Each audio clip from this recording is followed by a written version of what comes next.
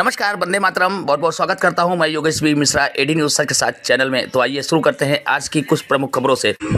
सूरत शहर में गुरुवार को Lions club of Surat smart city ने भीषण गर्मी को देखते हुए और इस भीषण गर्मी में लोगों को राहत देने के साधारण उद्देश्य से टिकट बुकिंग स्टाफ के लिए वाटर प्यूरीफायर के साथ एक कूलर मशीन प्रदान की है।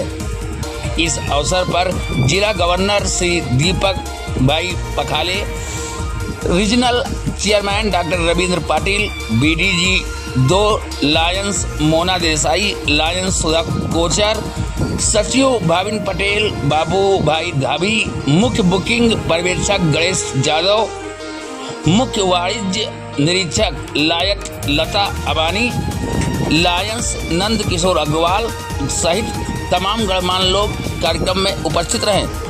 आपको बताते चले कि शहर में ही नहीं बल्कि पूरे प्रदेश में सर्वजन के हित के लिए कार्य कर रही लायंस क्लब इसी क्रम में एक नया उपक्रम देकर लोगों को गर्मी से राहत दिलाने का कार्य किया है। तो ये रही अब तक की खबर। फिर मिलते हैं किसी बड़ी खबर के साथ, तब तक के लिए नमस्कार और देखते रहें एडी न्यूज़ सच के साथ।